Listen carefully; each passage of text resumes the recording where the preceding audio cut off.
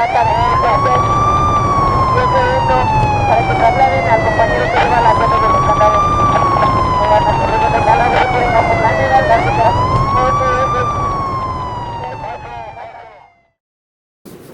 This is where if you dial 911, if you dial, this is where it comes into these individuals in here.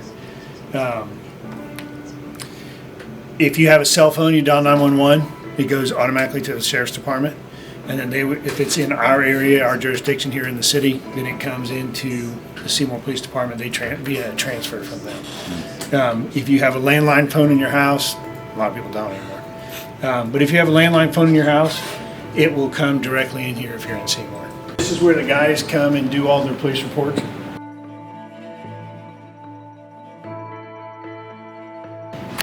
Basically what you have is on a shift, you have a sergeant, you have a corporal, and then you have 4 officers. You may have 5 officers, you may have 6 officers, but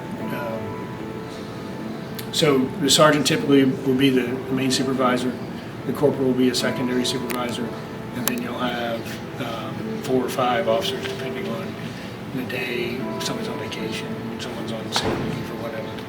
If, say for instance, you're on another shift and someone comes in, has a witness statement, something from my shift to give to you and you're on night shift, then basically what I do is I just come in here, slide that piece of paper in your box. Maybe it's a subpoena for court, you know, a bunch of whatever. Something. Slide it in there, send you an email. That way when you wake up, 2 o'clock in the afternoon, you know you got something in your box. Okay. As you can see, there's batteries that have come out of cars, there's fire extinguishers that have been used, there's tires that have been blown out. But this is like, for instance, if you want to bring a car back, the weather's crappy outside, yeah, you can bring a car back out here. It's all recorded audio and video. Basically the whole police department is audio and video recorded. So I'm a taser instructor, and this is what we use to qualify the guys with tasers. Okay. So it's a target that you can shoot the probes into. So is the yellow you don't want to shoot? Right, yeah, the yellow areas, the areas you want to avoid. You want to avoid the face, the head, the upper chest area, and the groin. Because that's where some of the most important organs are and everything too. Yeah. You see this? There's where you want to hit. Okay. 183. So this is basically by state statute, state law, whatever you'll call it. We're required to keep certain case reports for X amount of time, depending on what they are. Homicide cases, you have to basically keep them forever. Some standard, like felony cases, have like a 5-year period. Some cases have a 10-year period. Some cases that haven't been, like for instance, if you get arrested and then 2 years later you go to trial and then you file an appeal, and then that appeal is not completed out. And then once the appeal is completed out, then you have to wait 5 years after that. So some of them you hang on to for 8, 9, 10 years. And this is one of the places where we store the most recent ones, so probably for about 5 years worth. A lot of them are kept digitally, but back in 2017, we didn't, the digital capabilities we have today were not the same. So this in here just a record, it's got a TV for like recordings. Yeah, so all of our interview rooms are audio and video recorded, they're motion activated. So if me and you went in there, if somebody else is being interviewed, they can sit in here and watch it. And kind of like how you see on 48 Hours on TV or however you have somebody like text to watch and then it'll it. be from like the angle. Yep. And that's, this room right here is this is the interview room. That is audio and video recorded.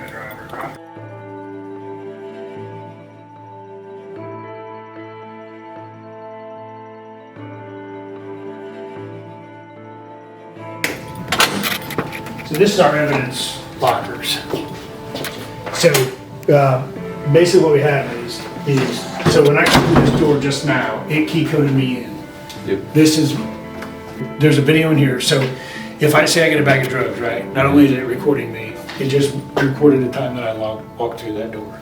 So then what I do is I come in here and I'll put it in here, and I'll bring it over here, turn this, push it, and now it is locked. Okay, see that? I have no access to that whatsoever. Can't get in there, I can't reset it, can't do nothing.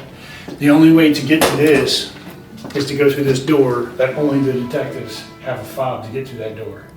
Then there's big doors on the back side. They'll go through, they'll pull the piece of evidence out, they'll log in that they took it at that time, and they'll pop this door back open. So that way, we can come back in. So right now you're looking at, this is full of evidence, full of evidence, full of evidence, evidence, and then the one that I just did. Wow. When you bring blood, like say for instance, if you were driving a car and we took a blood sample, those blood draw kits down there in that storage room, and we'll bring them up here, we put them in this. And then when they walk through in the mornings, they will get them. This is,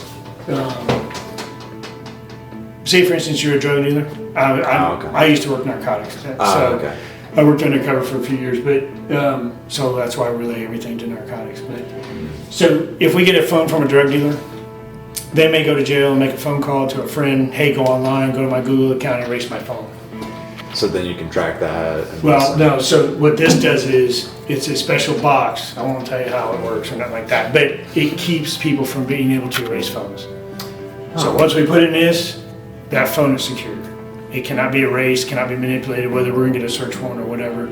We'll pull it out, go through the phone, or take it to the National Guard, the State Police, the FBI, DEA, ATF, whoever, and have the phone downloaded. The reason why we don't download the phones here is because the technology to do that is about $25,000, and then you gotta pay about $5,000 to $10,000 maintenance fee per year. Because, well, you see how often though, Samsung or Google, iPhone, and they all change. Their phones change, technology changes on those phones. So that you basically have to keep up with the technology to be able to download the phone. So basically what happens is we'll put out a thing on Facebook, or we may go to the Tribune. Not many people have the Tribune. Most people don't have a freaking paper that they open up every day. Most of it's done online. So, but we'll put that information out there, advertise, hey, we're hiring. Show up at, typically we use Trinity High School, and we'll have a physical fitness tryout.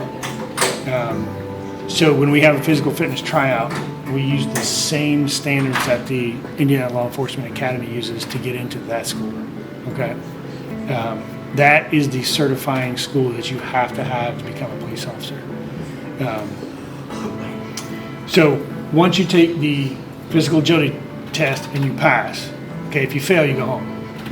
If you pass, then that is done in the morning from about 8 to 10. It usually takes 2 or 3 hours.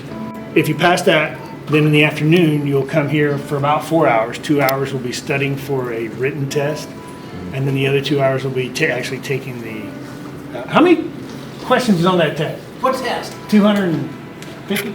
Which one? The written one? The written test? Yes. Like 120. Is it down to 120 now? It's, It's right around that. so there's some math,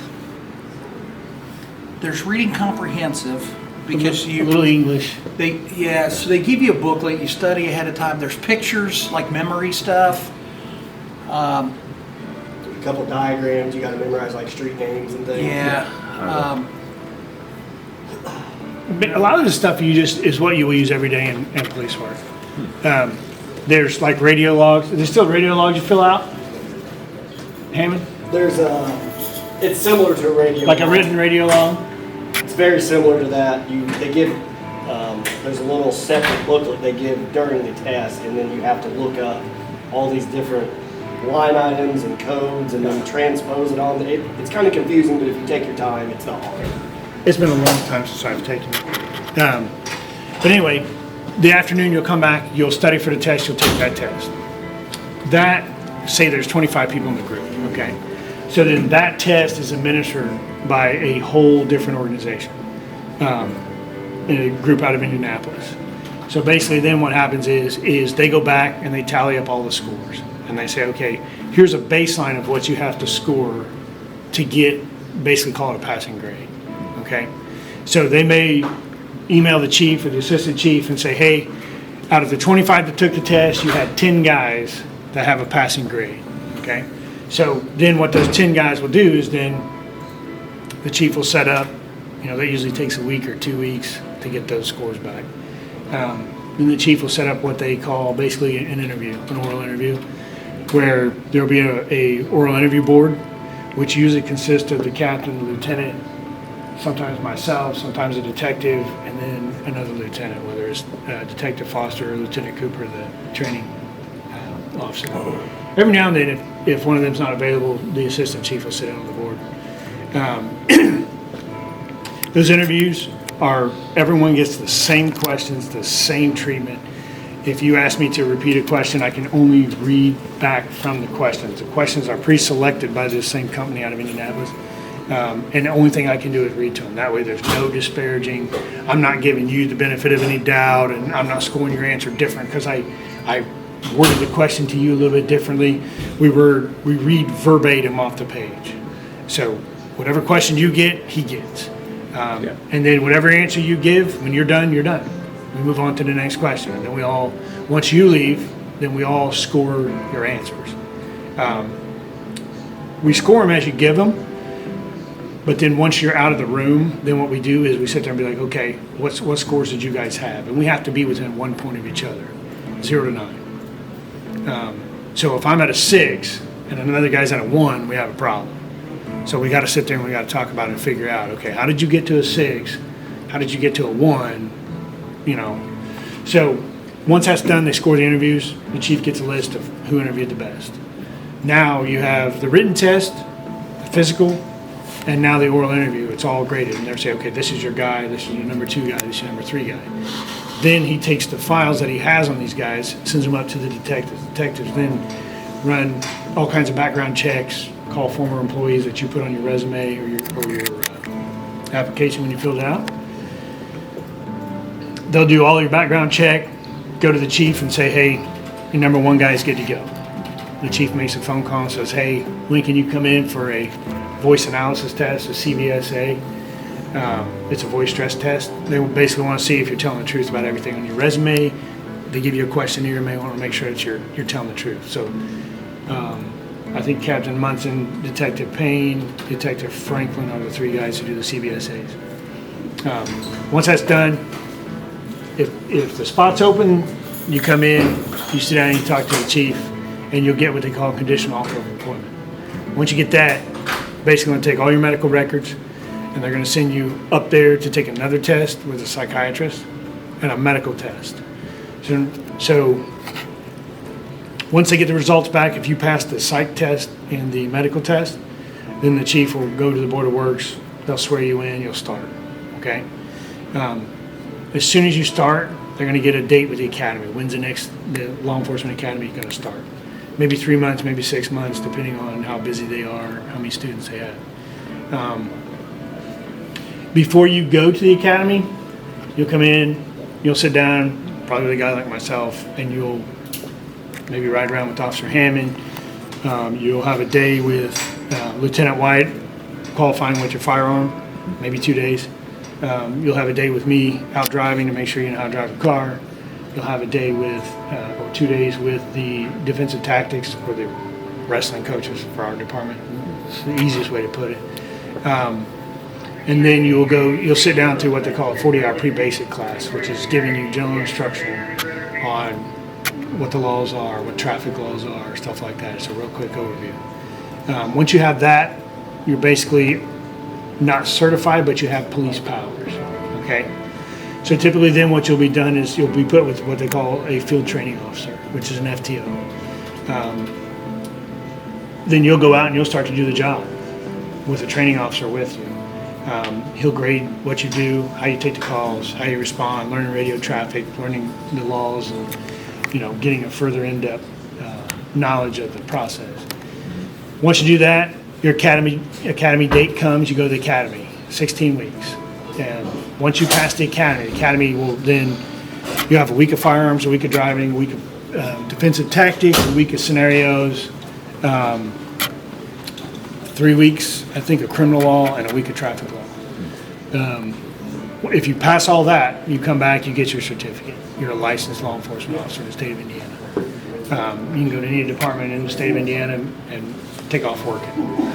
Typically what happens is you'll come back to the police department after you spend your 16 weeks up there, and you'll come back and you'll be assigned to a field training officer. Once you complete the field training program, then you're released on your own. For the first year, you're on probation. After that, you're covered under contract. We have a union.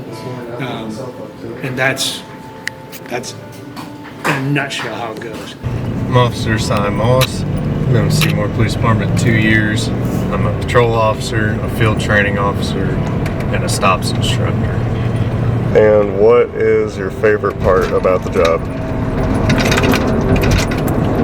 So I've been told I'm kind of like an adrenaline junkie, so I like when things are a little bit more excitable. I like more exciting calls where when we go to them, we're actually making a difference, stopping a crime, something like that, versus doing the smaller calls where it's just kind of conducting normal business. And how long have you been with the police department? I've been with Seymour for almost 2 years now, and I've been an officer total for 4. I started with the Jackson County Sheriff's Department first. So what was your most exciting or most memorable case? So the most exciting case and memorable one is we went to a domestic violence call one night where a father and son were fighting. When we get there, we're talking to the son. The father comes out, we notice he has a stab wound. So we tried to talk to him and figure stuff out. Dad ended up fighting with us. Come to find out, the son may or may not have stabbed Dad. No one would ever confirm. So we ended up having to take both of them, one to the hospital and then to jail, another one to jail.